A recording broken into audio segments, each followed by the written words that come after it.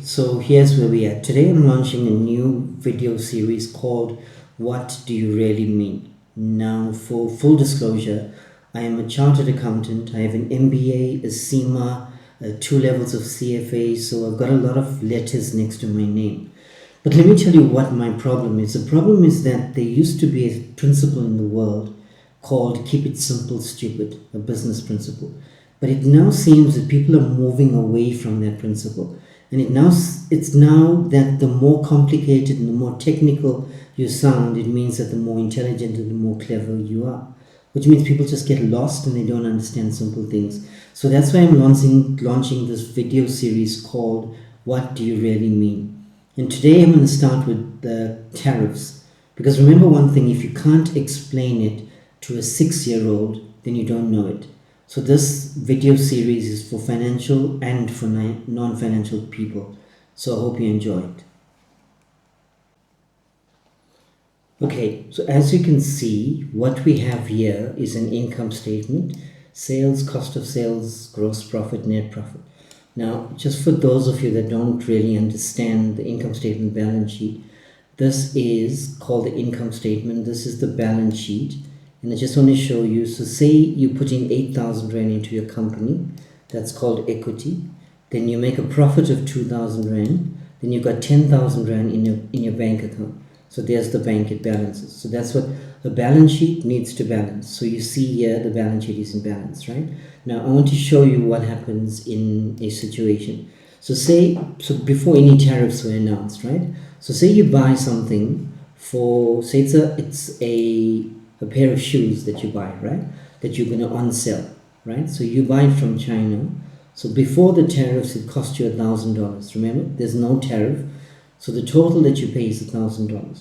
Then you look at your income statement, you see that cost of sales is $1,000. Now, you make a profit when you sell this new, and retail profit is like say 400%, which means if you bought it for $1,000, you'll sell it for 4,000. Then you've made a profit of 3,000. 4 minus the 1 is 3.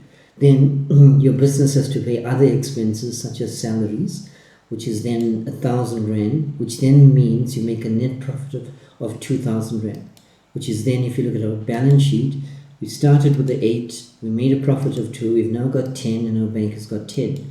Now, a key way in business means they look at the profit that you made, right, over the equity that you put in, well, the money that you put into the business. Now, these are the shareholders or the business owners. Now, they look at the ratio of that, 2/8, and they want a return on equity of 25%, right?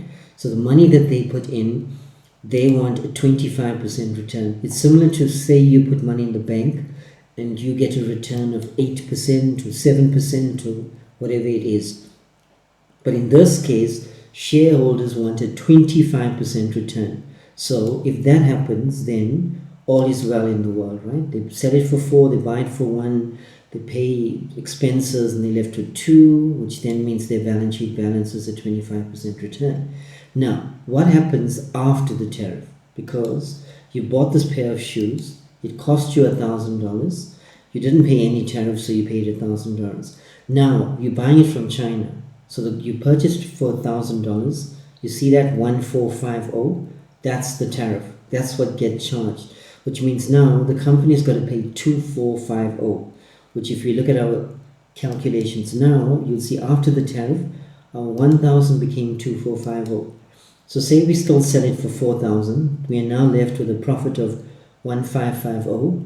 We still got to pay the expenses such as salaries, and we're now making a net profit of 550, which, if you look at your after tariff, you started with the 500, you got 8,000 that you started with, you've made that profit of 550, now you've got 8,550, and your bank now only has 8,550, okay, which is fine, your balance sheet's balanced. But look at what happened to the ratio. When you take the 550 over the 8,000, your ratio has dropped to 7%.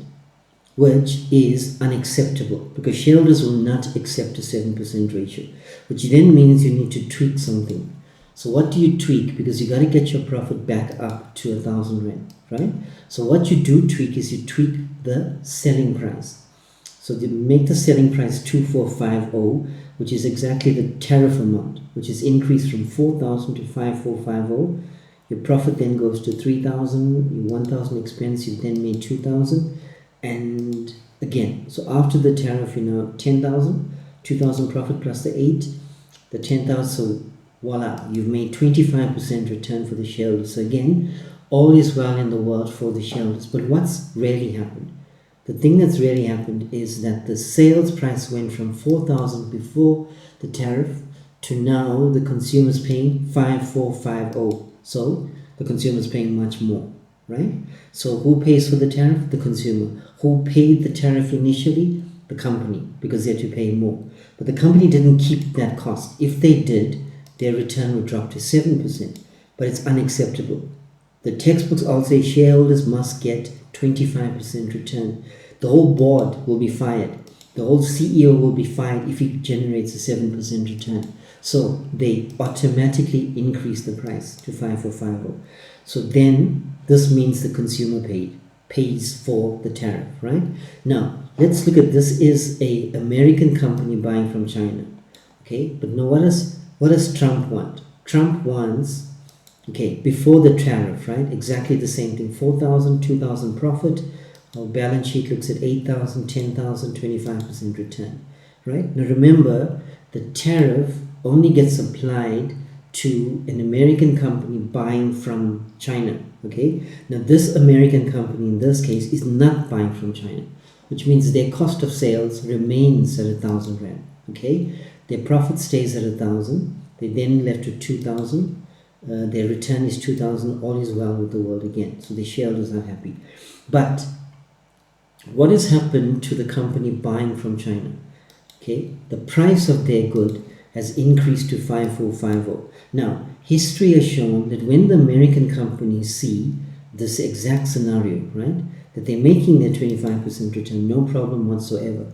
They're making the same profit, but they're looking at their competitor and they're saying, you now pricing this shoes at 5,450.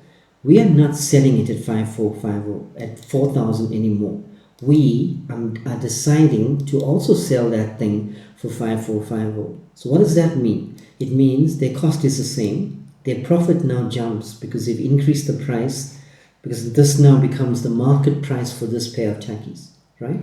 So if the consumer is going to pay this higher price, which means their profit, the American companies, goes to 3,450, which is more. Then if you look at the balance sheet, now they've got 11,450 because they've taken more from the consumer, and the balance sheet balances, which is always has to do, right? So in the bank they've got 11,450. But now look at what's happened to their return. The 3,450 over the 8,000 is a 43% return, which is ridiculous, right? But remember, this is business. Business will not care about only making 25% return. If they can make 43%, they will go for the 43%. And they will reprice that same product to 5,450, which then means that the consumer pays that higher price. The other thing that the company can do is that they can cut costs, right? So in this case, we see salaries. Now this is your salaries, what you get paid. You can see under all scenarios, before and after tariff, it stays at 1,000. Whether you're buying from China, whether you're buying from America, it stays at 1,000. The company's not going to pay more to you because you need this 1,000 to buy that same pair of tackies. So you see, it becomes more expensive. So who pays the tariff? The the consumer pays the tariff. It's paid by the company, exactly. It's charged on the company. But now remember the other things that we're going to... This is a very simplified model. It excludes interest. It excludes bank funding, something that I'll do in a later model. But this very similar model I presented to one of one of the directors who wasn't a chartered accountant or an accountant, and he was amazed by this model because it actually shows you that if you want to make a 25% return, you have to make a profit of 2,000, which then means if you know your cost and you know your salaries that you're paying, you can automatically work out your price. You see, so if you sell below 3,000, your return will drop. And now business is, and this is as simple business is, in that when you go to a shop, You buy something for 4,000, it actually costs them only 1,000.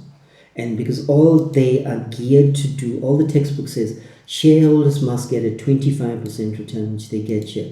And if they get a 7%, they need to increase their price. And if they get a 25% return before the tariff from an American company not buying from China, history has shown that they increase their price.